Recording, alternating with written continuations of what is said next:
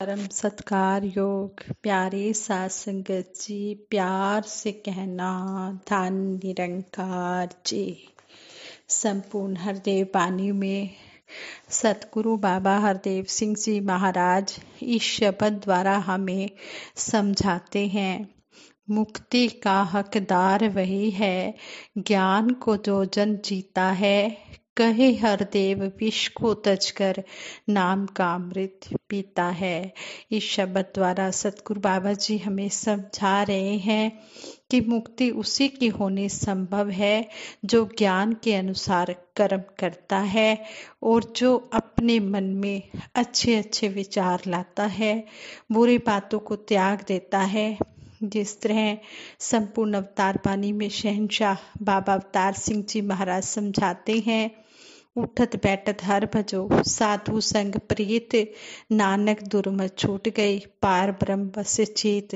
यहाँ पर भी यही समझाया गया है कि जब ये पार ब्रह्म परम पिता परमात्मा ईश्वर का हमें पता चल जाता है, सतगुरु की कृपा से जब इसकी जानकारी हो जाती है, तो फिर उठते बैठते चलते फिरते हर समय फिर मन में अच्छे विचार आते हैं और बुरे विचार निकल जाते हैं। बुरे विचार फिर आते ही नहीं हैं, अच्छे विचारों का ही प्रवेश होता चला जाता है। लेकिन ये तभी होता है जब ये पार ब्रह्म परम पिता परमात्मा मन में पूरी तरह से निवास कर जाता है।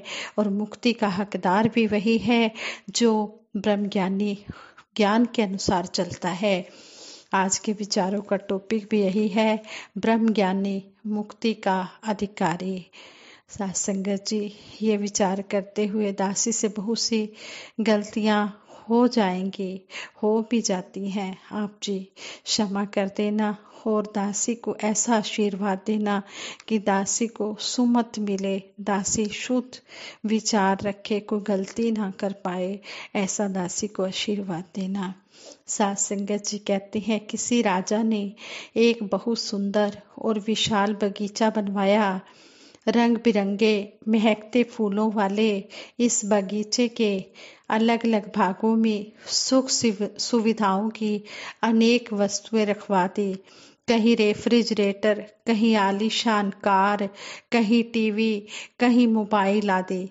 बगीचे के एक भाग में राजा स्वयं विराजमान हो गया।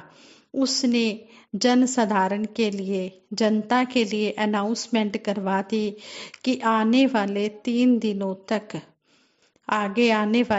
दिनों तक इस बगीचे में घूमने वाला कोई भी इंसान जिस वस्तु पर हाथ रख देगा वह उसी की हो जाएगी। पर इन 3 दिनों में एक व्यक्ति को चुनाव का एक ही अवसर मिलेगा। यह अनाउंसमेंट सुनते ही बगीचे में लोगों का आना शुरू हो गया। बगीचे की सुंदरता और विशालता हर किसी को आकर्षित कर रही थी, हर किसी को अच्छी लग रही थी। बगीचे में घूमते घूमते वे इंसान जिस किसी एक वस्तु पर हाथ रखते वह उसकी हो जाती और खुशी खुशी वह इंसान उस वस्तु को लेकर अपने घर चला जाता। यह क्रम चलता रहा। तीसरे दिन एक व्यक्ति उस बगीचे में आया, बगीचे में भ्रमण किया। उसने सारे बगीचे में देखा, उसमें रखी उपयोगी वस्तुओं को देखा, परंतु उसकी नजरें अब भी इधर उधर किसी को ढूंढ रही थी। पहरेदारों ने पूछा तो वह इंसान बोला, मैं इस बगीचे का निर्माण करवाने वाले राजा को ढूंढ रहा हूँ, जिसने ये वस्तुएं रखवाई हैं, इन वस्तुओं के मालिक को ढूंढ रहा हूँ। एक पहरेदार बोला, राजा साहिब वहां अंत वाले आखिरी वाले हिस्से में एक छोटे से सिंहासन पर बैठे हैं। वह इंसान वहां पहुंचा, राजा को प्रणाम किया। वह इंसान ब्रह्म ज्ञानी महात्मा था। उसने राजा को प्रणाम किया और पूछा, महाराज आपकी अनाउंसमेंट के अनुसार बगीचे में पड़ी हुई कोई भी एक वस्तु मैं ले सकता हूँ। राजा ने कहा, बिल्कुल, वह ब्रह्म ज्ञानी महात्मा बड़ी विनम्रता से कहने लगा, महाराज, इसी बगीचे में आप भी हैं, मुझे आप ही चाहिए। ब्रह्मज्ञानी महात्मा ने राजा का हाथ पकड़ लिया और कहने लगे कि मुझे तो आप चाहिए। राजा मुस्कुरा उठा और सहज ही उसकी बात को स्वीकार कर लिया। स्पष्ट है कि राजा जिसका हो गया, बगीचे में पड़ी सुख सुविधाओं की सभी वस्तुएं भी उसी की हो गई। ये राजा कौन है? ये जो सारी सृष्टि का मालिक ईश्वर परमपिता परमात्मा निरंकार, जो हमें सतगुरु की कृपा से जिसकी जानकारी हुई है, ये राजा है। और ये जो सारी वस्तुएं हैं, ये जो दुनिया की हमें वस्तुएं नजर आती हैं, ये वस्तुएं बगीचे में पड़ी हुई राजा की वस्तुएं उस ईश्वर की बनाई हुई वस्तुएं हैं, जिनकी तरफ इंसान आकर्षित हो जाता है। लेकिन इन वस्तुओं को जो दे रहा है उपयोग करने के लिए, उस परमपिता परमात्मा की पहचान नहीं करता और फिर इस तरह ही अपना जीवन बिताकर इस दुनिया से विदा हो जाता है।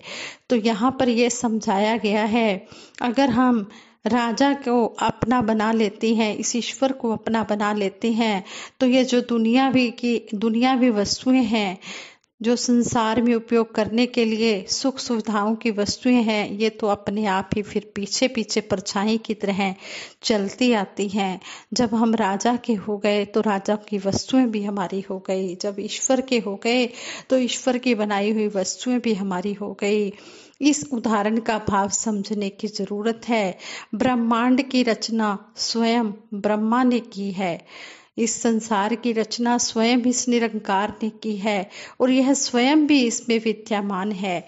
मानव की सुविधा के लिए परमात्मा ने, निरंकार ने ब्रह्मांड में सूरज, चांद, सितारे, धरती, अग्नि, पानी, वायु, जीव, आकाश आदि सजा दिए हैं। मानव को उसने एक अवसर प्रदान किया है कि वह इस ब्रह्मांड में निर्मित किसी भी वस्तु का चुनाव कर सकता है। इंसान अक्सर इन्हीं निर्मित वस्तुओं में ही उलझ कर रह जाता है, तो वह परमात्मा द्वारा मिले इस अमोलक अवसर मानव जन्म को व्यर्थ कर बैठता है। इस ब्रह्मांड में ब्रह्म ने अनेकों तरह के ज्ञान, जैसे भौतिक ज्ञान, शारीरिक ज्ञान, मानसिक ज्ञान, तकनीकी ज्ञान, अंतरिक्ष ज्ञान आदि बिखेरे हुए हैं। मानव को एक सीमित समय प्रदान किया गया है इसमें विचरण करने के लिए। वह किसी भी ज्ञान के साथ जुड़ सकता है, उसमें निपुणता प्राप्त कर सकता है। इंसान अपनी सोच के अनुसार किसी भी ज्ञान का चुनाव कर सकता है, लेकिन जिस प्रभु परमात्मा ने यह सभी ज्ञान बनाए हैं, जो इन सब का जन्मदाता है, मानव उस तक पहुंचने की कोशिश ही नहीं करता। कोई विवेकी जन अगर इस बारे में सोचता है और इसे प्राप्त करने की कोशिश करता है कि ब्रह्मांड में फैले ज्ञान विज्ञान के निर्माता तक पहुंचा जाए, कि जिसने ये संसार बनाया है, इस संसार को बनाने वाले परमात्मा तक पहुंचा जाए, वह इसकी पहचान न होने के कारण इस तक पहुंच नहीं पाता। उसकी इस जिज्ञासा को पहचान कर कोई ब्रह्म ज्ञानी संत महात्मा उसे सतगुरु तक पहुंचा देता है, जिसकी कृपा से उस जिज्ञासु को इस ब्रह्म के स्वामी का बोध हासिल हो जाता है। इस ब्रह्म का, जो ये ब्रह्मांड का स्वामी है, ब्रह्म जो ब्रह्मांड, जो इस संसार का स्वामी है, जिसने ये संसार बनाया है, उसका बोध हासिल हो जाता है। लेकिन ये सतगुरु की कृपा से होता है, जब पूर्ण सतगुरु हमारे जीवन में आ जाता है। और फिर इस निरंकार की जानकारी होने के बाद समझ आ जाती है कि जो कुछ इस संसार में दिखाई दे रहा है, यह सब इसी अदृश्य शक्ति का ही बनाया हुआ है, इसी परमात्मा का, इसी ब्रह्म का बनाया हुआ है। जब यानी कि संसार और निरंकार का अंतर समझ में आ जाता है कि ब्रह्म क्या है, माया क्या है, जान वही जन पाया है। जिसने इस परमपिता परमात्मा को पा लिया है, उसको ही पता लगा है कि संसार क्या है और ब्रह्म क्या है। संसार ये माया और ब्रह्म ये निरंकार। तो कहते हैं कि भगत इस निरंकार के साथ जुड़ने की कोशिश करता है। निरंकार से जुड़ने के कारण फिर प्रकृति के सभी अंग इसकी सेवा में लग जाते हैं। परंतु जीवन का लक्ष्य यहीं तक सीमित नहीं है, बल्कि यहाँ से तो शुरू होता है।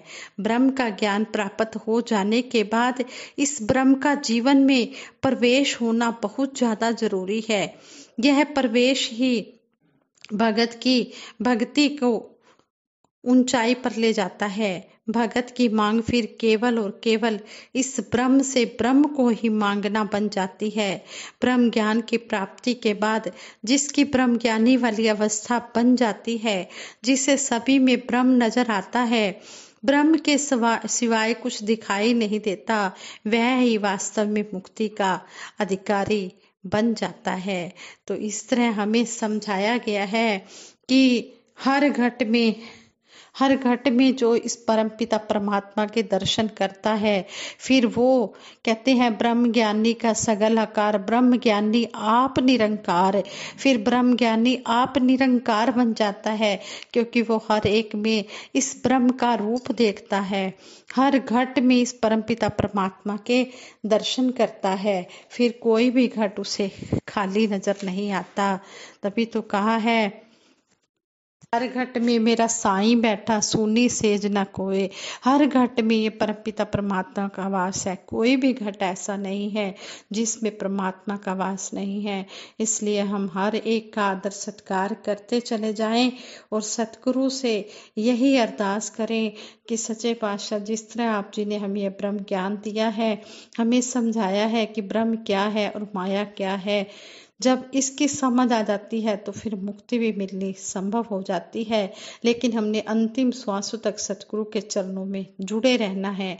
ये ब्रह्म ज्ञान लेना तो जिस तरह बच्चे क्लास में एडमिशन लेते हैं, प्रवेश करते हैं, उसके बाद पूरा साल वो स्टडी करते हैं, फिर नेक्स्ट अगली क्लास में जाते हैं, इसी तरह ब्रह्म ज्ञान लेने के बाद सेवा सिमरन सत्संग भी हमने अंतिम श्वासों तक करना है।